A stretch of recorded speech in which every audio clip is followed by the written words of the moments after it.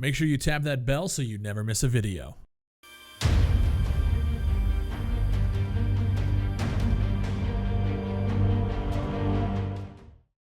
What's going on, ladies and gentlemen? Welcome back to the channel.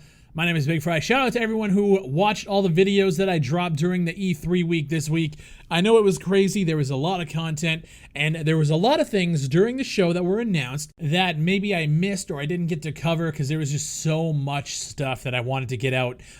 One of the things that was just announced here on Twitter the other day was the Culling 2.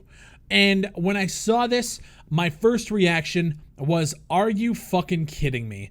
Because I remember buying the Culling way back in the day when it first dropped into early access, and the Culling was actually something that was pretty special.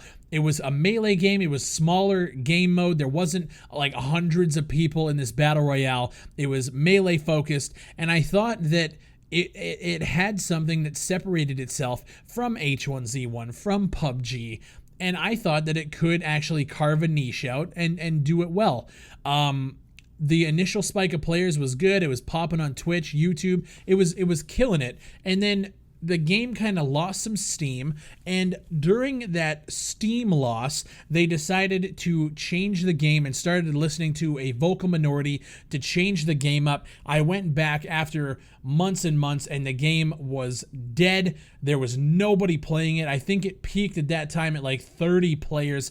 It was broken. And from what I saw from the time that I went back in, is the developers didn't really do much to correct that and make people aware of the changes or whatever the case is. They just didn't have a plan for when the game fell off. And in December 2017, they basically halted development of the Culling. They brought it out of early access and made it a full release game, and then hey, we're done.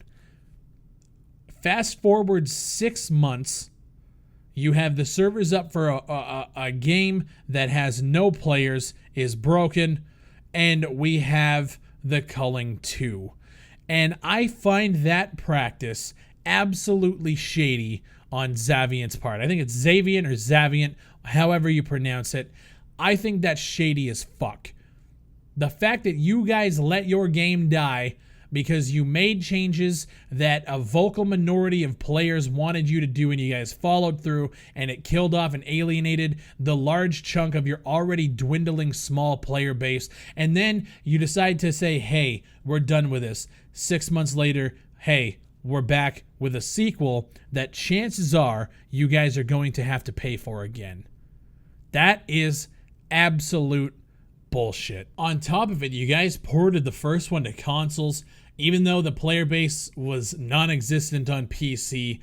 Every decision you guys have made after you launched it into early access killed your product. You decide to halt development on it, say, hey, we're done working. Like, how? What goes through your mind to think that this is a good idea? But you know what? The sad part is I still see people on social media excited as fuck to support this when they did the first game so dirty.